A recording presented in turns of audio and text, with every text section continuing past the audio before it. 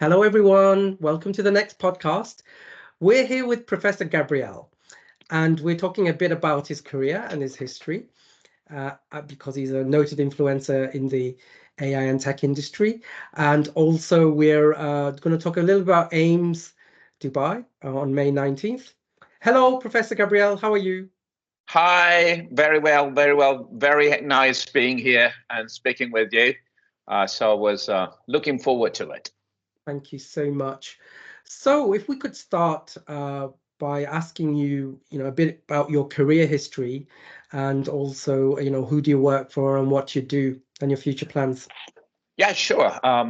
So I work mainly right now as the president of the Institute for Advanced Studies and Cooperation. We're based, what the principal base is in Albania, but we also have some other offices now opening in Sweden, opening in Dubai and Kosovo. So we're covering area, and I'm working also at the Pontifical Academy of Science inside the Vatican City, where we're going to have the future, the World Changers Summit, which is one of the projects that the Institute for Advanced Studies and Cooperation forwards. And of course, we're going to have in a few days the AIMS 24 Dubai. We're all looking forward to it. So what I do, I mainly work coordinating all these activities and work. I come from a background in diplomacy, so that's also some of the courses that I teach are in diplomacy. I do. I'm finishing right now my medical studies because we also have a company that is called Regenesis. And with Regenesis, we have some incredible new technologies that we're using based on quantum dots. You know that quantum dots received the Nobel Prize in 2023 for the chemical studies and research. So we're based on that. We can, really cure a lot of illnesses. One of which is malaria. We can actually target through radiofrequency. We can target the plasmodium, which is the parasite that is, it's the malaria parasite, and it gets oxidated in about 5 to 6 days, and so it dies out. Now that's a big achievement if you think that 600,000 people die every year of malaria and more than 80 million get infected. Through this device, we think we can really address the problem.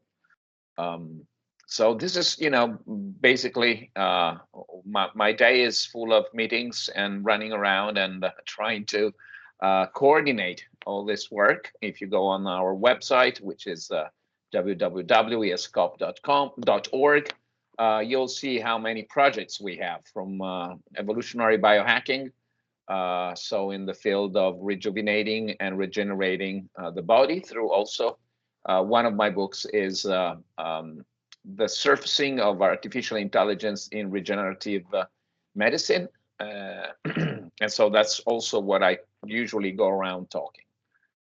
Ah, that's really fascinating. And, looking a little bit in depth of what you've done, what would you say identify your notable success, you would say, that you've done in your career? Wow. I don't know if they're notable success.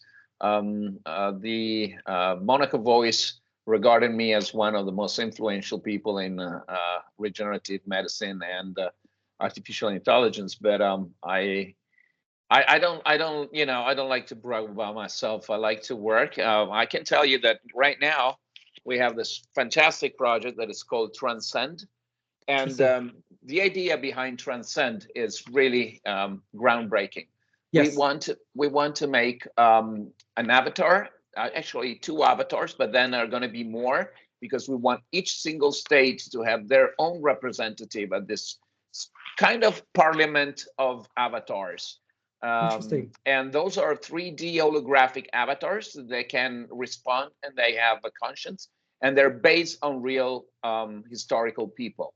So the first two historical people are going to be Mother Teresa Right. and John Paul II, the Pope. They're Yeah. both made. They were both made saints in Yes. after 2000.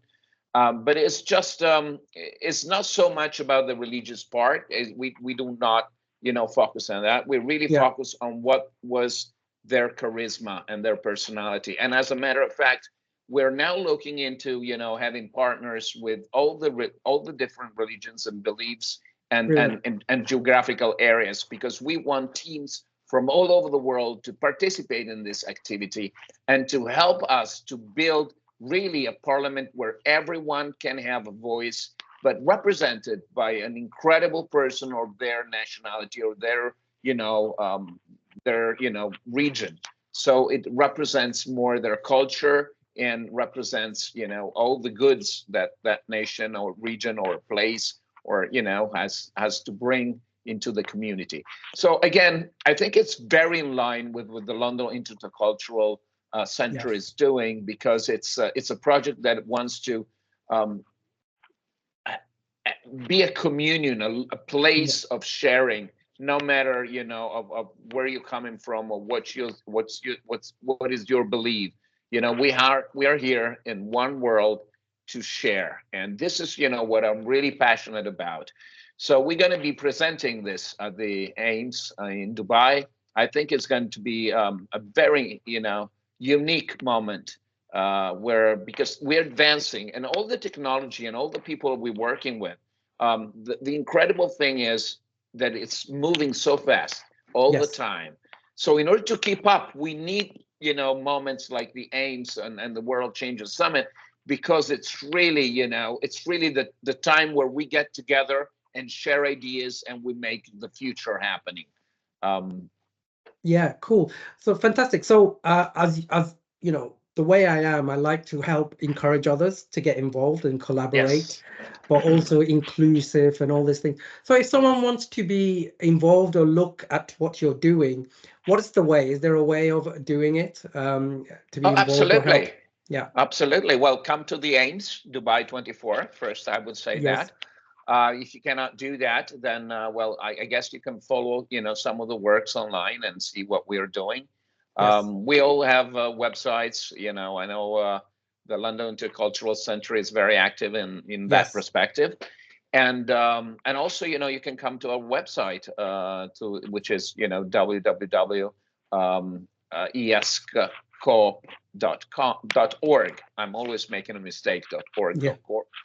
But .org because we're a non-profit organization. Sure. So then come get in contact. Let's work together. Let's we're also very open to different projects. So people many times have come to meetings like the AIMS or the World Changers. We've talked, we meet, and they start supporting the activities, and they get involved, and before you know, we are launching their projects all over the world. So you're open to new ideas, new views. Absolutely. That's the key point of all our getting together. That's the main reason, to share and to find new ideas, and many times it's not a problem of finding the resources, but it's really the point is finding good projects with ethical and moral completely. Yeah. And another element of what I like to do is encourage either youngsters or mentoring, or if you could give advice to youngsters or people, even women or different faiths, different cultural backgrounds, if they want to get involved in something like you've been doing and you're a standard bearer in your industry, what would you recommend for them? How would they do it? I tell you, we're trying to reach out all the time. We have a project that is called Re-Youth, that it's been it's coming together now, and we target it for people that are living in the suburbs, so they want to earn money, and at the same time they want to earn a little bit of knowledge. So it comes together. We're also launching with some of our partners. We're doing the Regenesis Academy. Regenesis is a very innovative device that you can that helps your metabolism. Right. So, but it's not just that; it's all the research that is behind it, and also it's really a social work, because what we're doing, we are allowing young people to be able to be the reseller, Yes. and so they can make money. They learned through the academy how to do it, and how the medicals that is behind it, but they also learn how to approach people, how to communicate. So it's really something that they can do from wherever they are. That they'll start online schooling, and I know we're talking now with the London Intercultural, just to to finalize the step for that. We also have another big university that is working in all the Middle East and Africa, North Africa. They've been working for many years and doing online courses. So I think we have to come together. We have to come together as institutions and as governments, and really give an opportunity to people.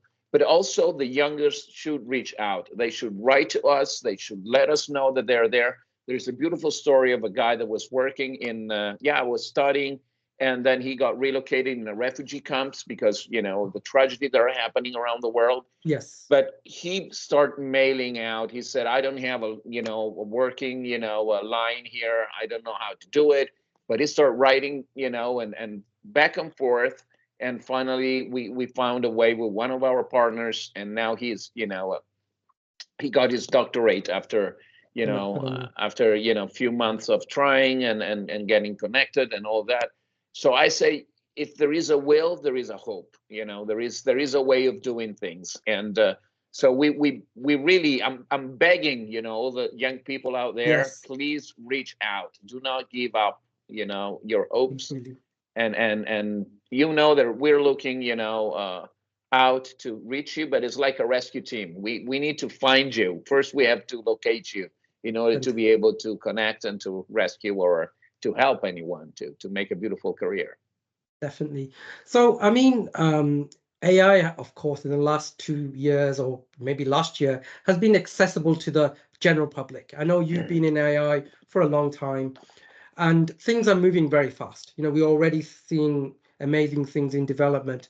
From your personal eminent view, and you're very much a well-known speaker in this arena, where do you think AI is going, and especially in the area that you're passionate about? I can only tell you that we've seen projects nowadays. We evaluate a lot of stuff, but we've seen projects that are far beyond what is out there right now. I mean, what is available right now for the general public. It's hard to say where we're going. I always say first we have to understand what is what's EI. I mean, artificial intelligence. It's really something that it combines so many different technologies, and it it's not just machine learning. It's so many other things coming together. Yes. And so we still are in the process of understanding how to use it. Even the people that are in there, we are really learning how can we use it. But we should never forget that those are instruments, that we are at the core of it, and it should be not taken as before we started this podcast, we were talking just really briefly, and you told me, shall we do it? Shall we get out of our comfort zone and just talk, freely? And I say, yes, please, let's do that.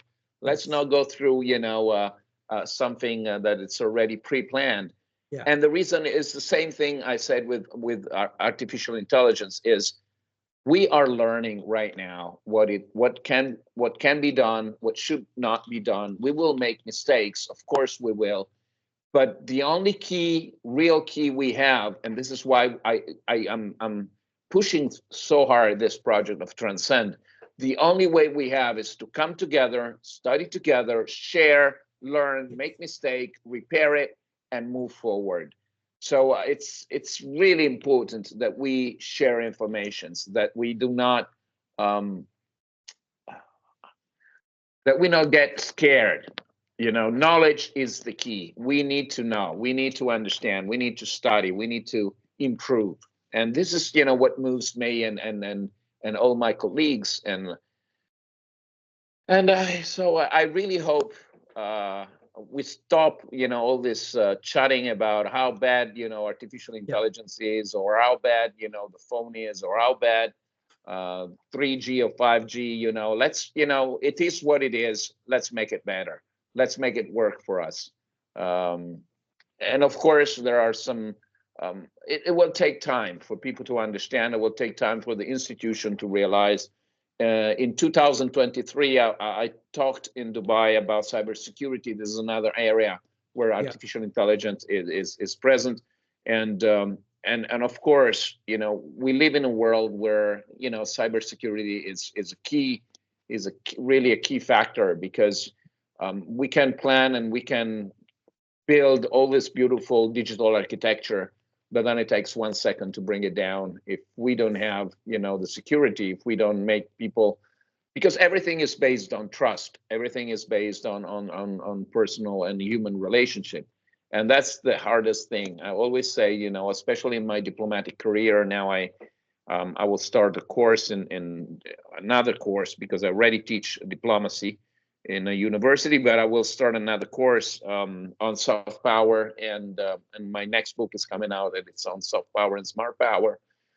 But all it comes down is on, you know, trust. If we don't trust each other, if we don't decide to really share and move forward, there is very little we can do. Completely.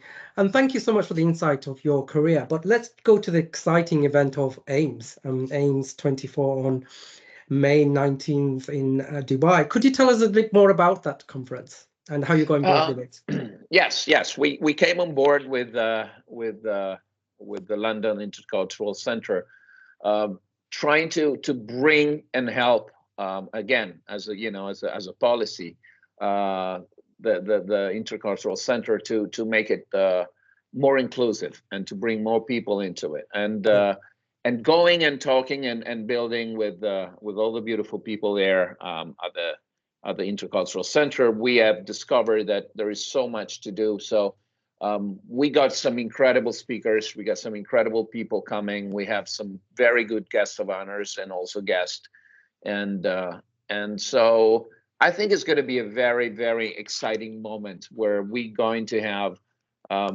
people interested in investing, people, you know, needing investors. So it is a good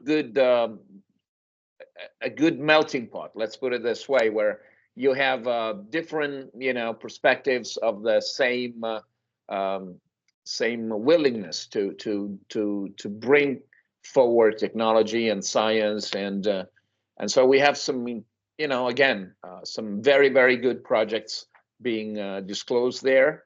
I know some of my friends are working on stem cells, on coronal stem cells. So they're really, it's not just stem cells. Stem cells may sound, you know, something that it's new, but is already 10, 15 years we're using them.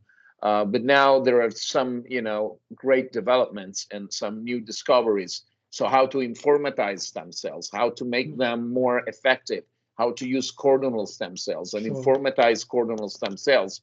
And that's, you know, that's going to be one of the topics at the AIMS. And of course, when you talk about stuff that is so advanced with other people that are doing stuff that is very advanced in their field, and it's a moment where you get contaminated, you get, you know, somehow you go, wow, you're doing this, but we're doing that. Oh, but maybe we can work together. And then you get investors, you know, coming on board. So investors are always looking for new projects and are always looking for new technologies. And so I think it's a great moment. Is really we're really excited about being there. We're going to have our stand, which is, you know, of course, the Institute for Advanced Studies and Cooperation, and we welcome people to come and register and be part of this incredible moment. Fantastic. So in terms of the venue, in terms of the location, Dubai, and the Have2 hotel, was there a particular reason for choosing the venue and the place?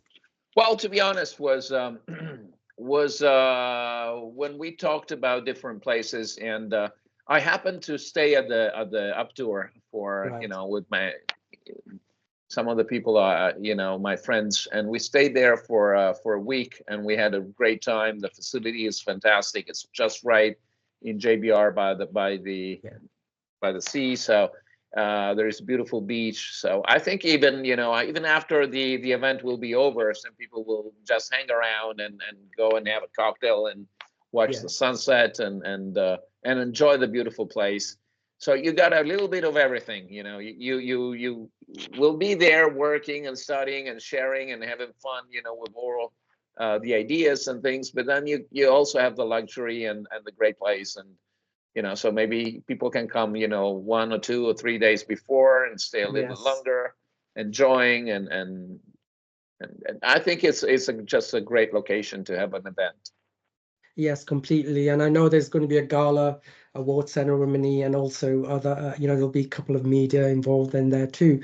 So fundamentally, have you got any other words to say in terms of the event? Anything that you're particularly looking forward to, or people who not sitting on the fence, but more like, thinking, but not really making the decision yet to go there? Well, yes, but the thing is, Dubai is full of events. Everybody's making an event, but we decided to just to participate in this one this year. We only participate in one event every year in Dubai. I do go around a lot. I have about 20 to 25 events, and in 2023 I was at the COP, and it was in Dubai. Wow. So that was my Dubai event for 2023. I decided it was COP. So this year, 2024 is AIMS, and we're very happy with it. I think it's a good place to be. If you have to choose one event in Dubai for 2024, I think it's AIMS 24. Oh, thank you so much. Thank you so much for your insight to your career, and also insight to the event. And definitely would like to do podcasting in the future, especially the stuff that you're doing in STEM research, which is a passion of mine too. So completely understand everything, and talk to you very soon. All right. Well, thank you very much, and I'll see you AIMS 2024, 19th Looking of May. forward to it. Thank you so much. Bye-bye. Thank you. Bye-bye.